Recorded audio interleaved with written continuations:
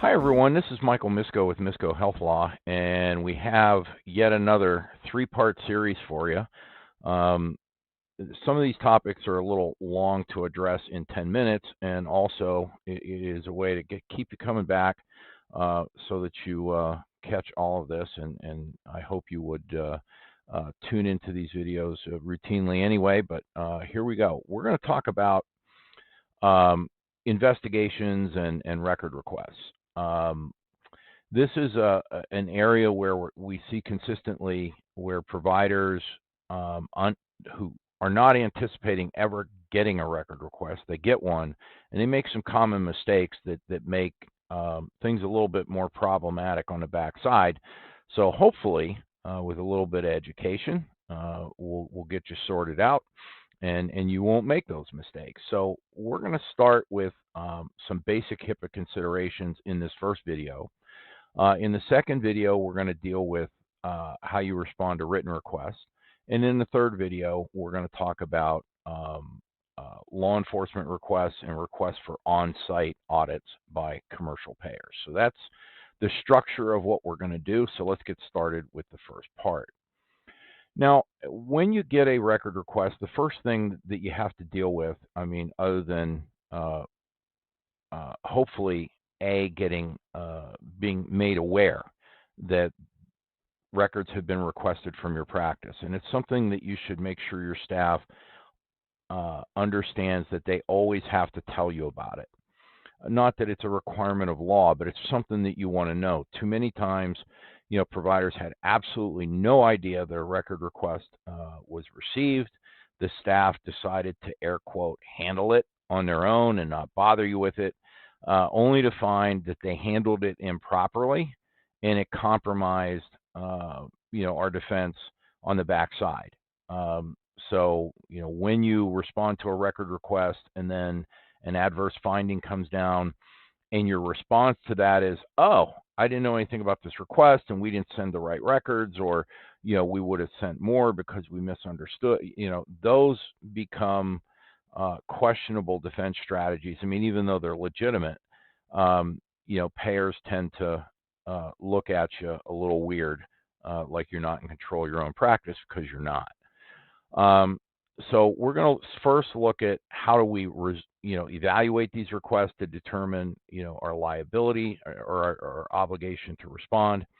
We're going to look at the HIPAA issues that are attendant to these requests, how to develop appropriate policies and procedures, so that everyone understands what we're going to do, how we're going to do it, when we're going to engage counsel, if that's appropriate, and how we're going to respond.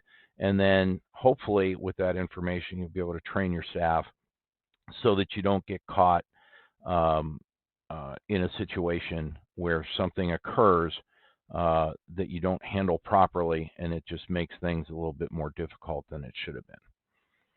So let's start with HIPAA, okay? In every record request, there is going to be some reference to HIPAA extolling how you are permitted to, based upon a patient's provision or a provision in the patient's benefit contract, that they have authorized the insurance company to obtain records. And that's fine. And it does exist, and I don't care. Long story short, HIPAA creates the authority to disclose records, and you don't need the patient's authorization in an insurance contract. When a patient signs your acknowledgement of notice of privacy practices, and if you don't know what that is, you probably need some HIPAA training. But when they sign your acknowledgement of notice of privacy practices, you are automatically authorized under the HIPAA regulations to do three kinds of disclosure. Disclosure for treatment, which means you can disclose the patient's records to another healthcare provider. And that disclosure is not subject to what's called the minimum necessary disclosure rule. And then you're also permitted to do disclosures for payment, that's submission of claims. And finally, healthcare operations, which, in its simplest form is audits, okay? Whether they be utilization audits, quality audits, coding audits, any kind of post-payment review or even prepayment review where they request records, those disclosures are permitted by HIPAA. But just because those disclosures are permitted by HIPAA, and again, the payment and healthcare operations disclosures are subject to the minimum necessary disclosure rule, which I'll explain in a minute. But just because you're authorized to disclose, that doesn't mean that you necessarily have a legal duty to disclose. So for example, when you are non-participating with a payer, the obligation, meaning a legal duty, you got to do it, to respond to their record request usually is contractual. So in your participating provider agreement, there's going to be a provision that authorizes them to do post-payment audit and recoup money if they find an error, blah, blah, blah. But also is that if they make a request, a reasonable request, you have an obligation as a matter of your contract to respond and provide them the information that they're requesting. And if you don't, it's a breach. And then you look to the contract to see what the provisions are, as a remedy for that breach. Usually payers will just deem the services not covered and demand all the money back. And that may or may not be an authorized response, but understand that the obligation to submit records is contractual. If you get a record request from a payer that you do not participate with, there is no contractual duty to send the records. And from that perspective, you need to look at, is it in your best interest to produce the records or isn't it? And that is a discussion you should have with counsel so that you can understand the risks and benefits of disclosure, and the defenses that can be applied in the event you decide not to disclose. There are ways to get those audits shut down, but be sure to have that discussion with counsel and have counsel manage that process for you. You just don't want to blow it off, okay? That can lead to bad things. Now, with Medicare, you have a statutory obligation to disclose. Same thing with Medicaid. Those, whether you participate or not, the obligation to comply with those record requests is statutory. When you're dealing with auto and work comp payers, you're usually submitting the records with the payment. And any payer, whether you participate or not, that requests records prior to making payment, so they're asking for information during the claims adjudication process, the simple result is if you don't send the records, they're not going to pay the claim. So even where you don't have an obligation to submit the records, if you don't, like you're non-par, you don't send the records as part of a prepayment review, they're just not going to pay the claim. And of course, you can balance bill the patient. That's your call, but just understand those are the kind of record requests. Now, there is a type of record request that you're going to get, and the letter will say that a certain company, like, for example, Ciox or somebody like that, is a independent contractor for XYZ insurance company, let's say a Blues payer, or somebody else that offers a Medicare Advantage or Medicare Part C benefit program. And if you read the request carefully, they'll say that they're a third-party contractor and all the HIPAA stuff, and then they will, give me 1 second, they will indicate that they are collecting information for what's called a risk validation audit, okay? And when you see that, understand that those are record requests that, A, you have to comply with. You have to submit those records. B, it is not an audit of you. Basically, they are collecting information to validate that the what's called hierarchical condition classification score that Part C plan submits to CMS, and that HCC score then determines how much CMS contributes or subsidizes that Medicare Part C plan for providing Medicare Part C coverage to that particular beneficiary. Basically, the sicker the patient is, the more money that CMS gives. So as they do these validation audits, they collect records from every provider that the patient sees, and they're looking for evidence of unreported diagnoses. that may or may not impact the HCC risk score. So those kind of audits you don't need to worry about. Anything else that's a record request, you certainly want to evaluate whether you have a legal duty to disclose, where you don't, whether it's in your interest to disclose or not, understanding the potential risks and benefits, and where you have a duty to disclose. Then we get into, or even if you don't have a duty and you decide to disclose, you have to evaluate your obligations under HIPAA, most specifically the minimum necessary disclosure rule. Now, prior to the high-tech changes of HIPAA, it used to be that when a payer made a request, it was presumed that the request met the requirements of the minimum necessary disclosure rule.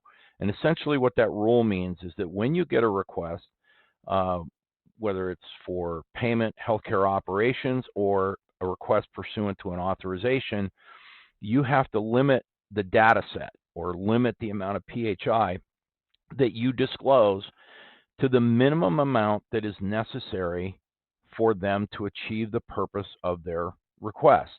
Okay?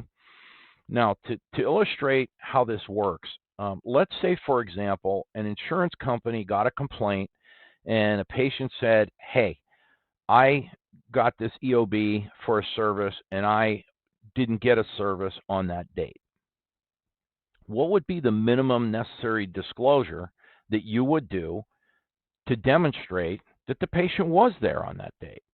And I'm thinking like your sign-in sheet, if you have one, or if the patient signed in electronically, a printout of their sign-in, date, time, yes, they were here. You take a thumbprint, you got a picture, whatever it is.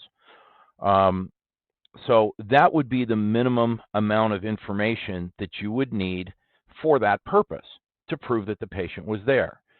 Now, let's say that the payer is concerned about certain code pairings that you're reporting. Say you bill a lot of manipulation and manual therapy rather recklessly, and you get a request because they want to look at that. Well, then for that, to validate A, that the services were performed and whether your 59 modifier on your manual therapy was justified, which it probably won't be, but you would send the treatment notes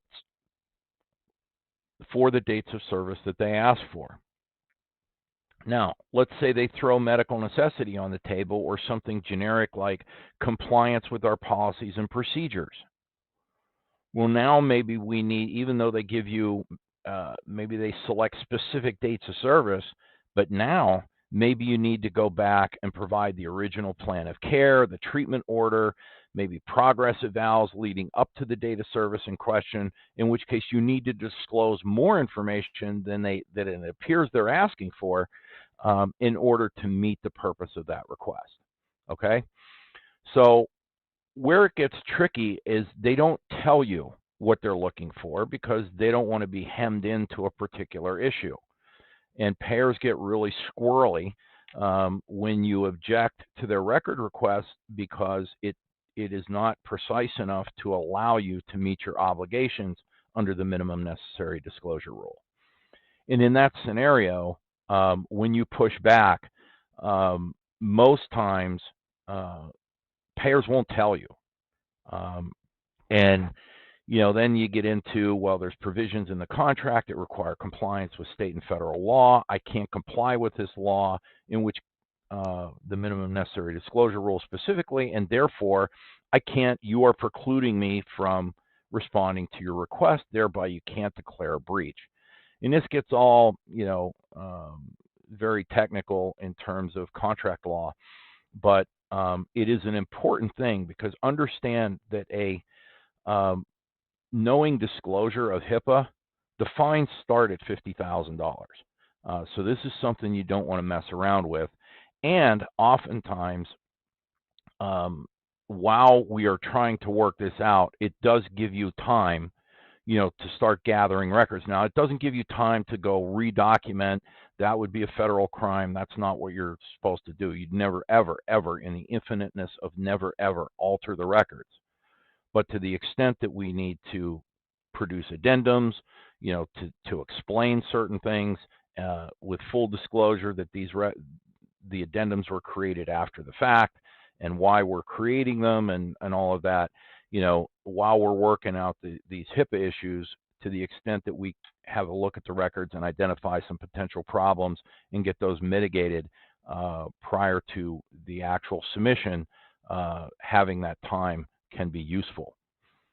So when you get a request, one, who's it from? What's your legal duty to respond?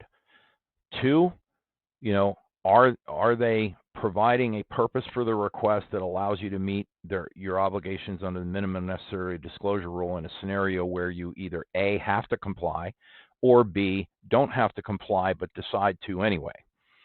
And if that's true, then you prepare the records. And oftentimes, if you need more time, you can ask them. Say, hey, we're preparing our records. There's some things that we'd like to explain to you through properly created addendums.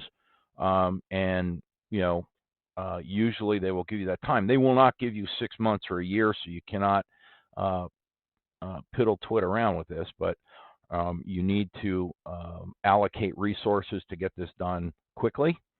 And the fact that you're busy, they don't care. This is something especially if you're contracted, you've obligated yourself to do. Finally, one last point: if you get a record request that says complete chart, stop.